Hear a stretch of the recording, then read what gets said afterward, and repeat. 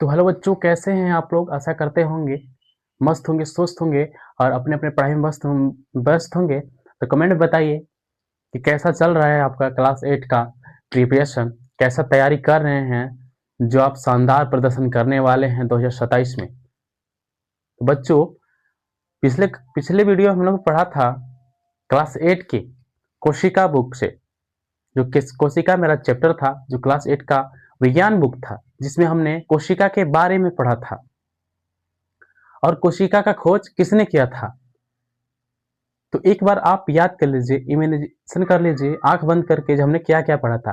तो पिछले वीडियो में हम लोग ये पढ़ा था बच्चों कि कोशिका कोशिका किसे कहते हैं। तो अपने आसपास कीट, पशु, पक्षी, घास एवं अपने मित्र को देखा होगा। और आपने ये भी देखा होगा बड़े बड़े भवनों एवं इमारतों को भी देखा होगा, जो किस चीज से बनाए जाते हैं?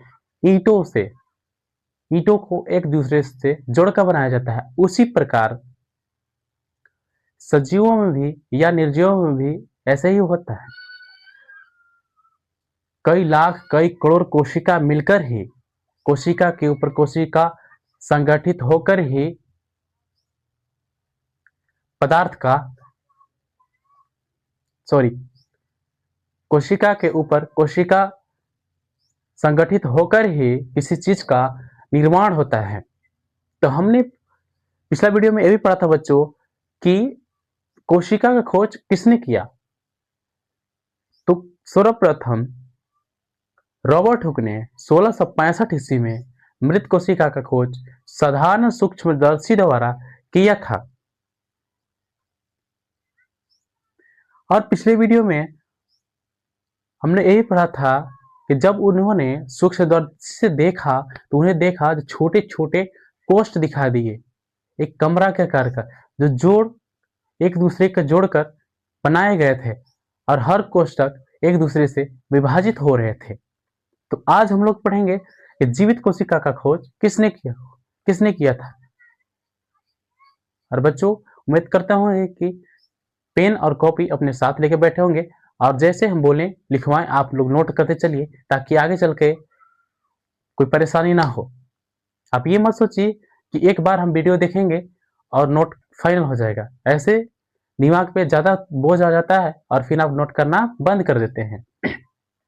तो आखिरकार जीवित कोशिका का खोज किसने किया और कब किया, इस वीडियो के माध्यम से हम लोग जानेंगे। तो जीवित कोशिका का खोज एंटोन वान लीeuwenhoek ने, जो एक डच वैज्ञानिक थे, उन्होंने साधारण सूक्ष्मदर्शी के द्वारा 1674 ईस्वी में जीवित कोशिका का खोज किया।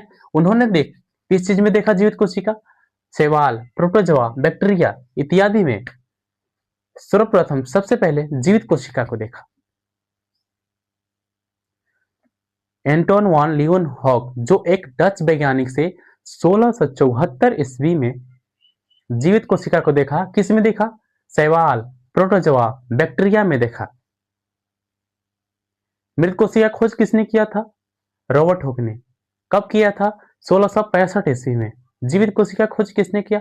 एंटोन वान लीeuwenhoek ने, जो एक डच वैज्ञानिक थे 1674 ईस्वी में, और 1665 ईस्वी में जो एक अंग्रेज वैज्ञानिक थे रॉबर्ट हुक।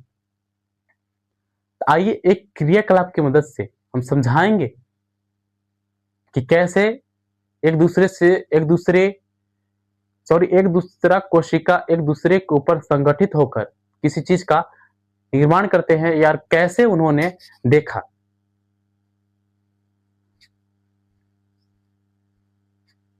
क्या है कि एक स्लाइड लीजिए और उसमें एक बूंद जल डालिए, प्याज का एक टुकड़ा लीजिए और उसको चिमटे की मदद से एक पतली झिल्ली को अलग कर लीजिए।